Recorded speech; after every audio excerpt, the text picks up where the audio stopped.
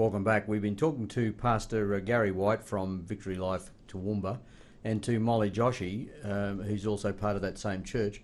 We've been talking about same-sex marriage and the implications of the changes to the Marriage Act to accommodate that. What, as a celebrant, as a civil, I guess all pastors, rather than ministers of religion, is that the correct term? If you're a Catholic priest, you're automatically conferred as part of your processing or part of your, ascension into the priesthood. You are given the right to marry people. But pastors in many other Christian churches are civil celebrants and subject to civil celebrant legislation. That's correct, Ian. Now, if you have an objection to marrying a same-sex couple, does that mean that you are in breach of if this all goes through, you'll be in breach of the Discrimination Act? What the Act will change to, the Marriage Act, is that a celebrant must marry a same-sex couple, but it says that a minister of religion, of which I am, is exempt under religious freedom. Now, we've looked at the religious freedom grounds, and a couple of examples that come to line here is when Sweden passed the hate speech statute, it included church sermons. The jailing of a pastor, he was jailed for 2 years. Because he collected Bible verses and Bible citations on the topic, and that was seen as hate speech. Someone took offence and took him to court, and he was locked up for 2 years. So that's what we're facing.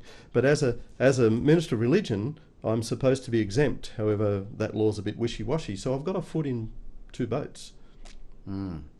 However, as a celebrant, I'm registered with the Attorney General's Department in Queensland as a marriage celebrant, and so probably I would have to go against my heart in being forced to, and I would refuse to.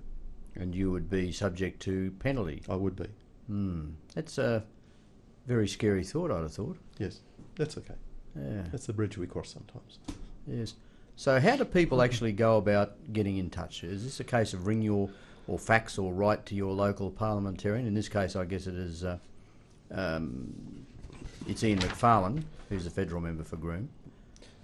There are a couple of different websites that people can go into. Firstly, if they want to read all the facts, and all this stuff can be ratified in this website. There are links to, and it's all based on cases that have happened in overseas similar democracies to ours, where these laws have been changed. And if they go into a site called Stand for Marriage, marriage.org.au, there's some pretty crazy stuff there. You think, surely not in our country. It can happen.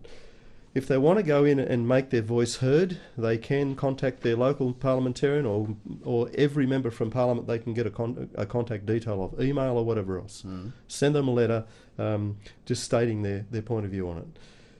The third way of actually filling in the survey that's currently online, and that closes on the 20th of April, is they go into saltshakers.org.au.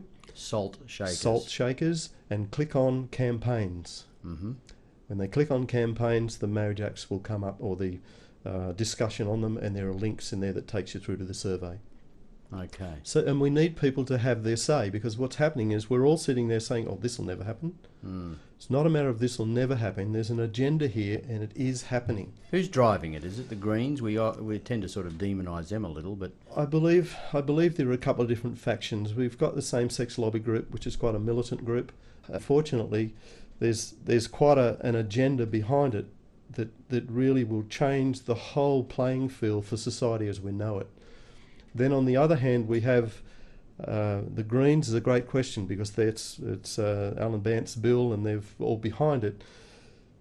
We have a situation where we know that Prime Minister Gillard is trying to shore up as many votes and as many people to support her as she possibly can.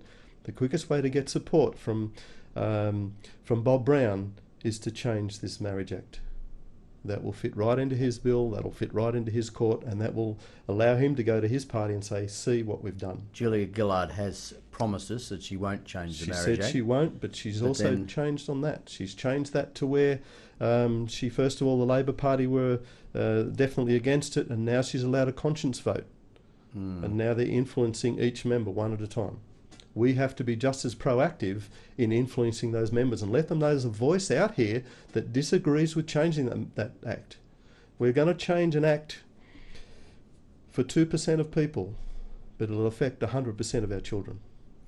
Gary, let it happen. Pastor Gary White, I'll just close this discussion with Edmund Burke's quote, going back nearly 300 years. All that is required for evil to triumph is for good men to do nothing. Absolutely. Absolutely. Pastor Gary White, and to you, Molly Joshi, thanks very much for coming in. Interesting discussion. As it progresses, I'm sure we'll get you back in again once more to talk about it in greater depth as well. Thank you, Ian. Thank you, Ian.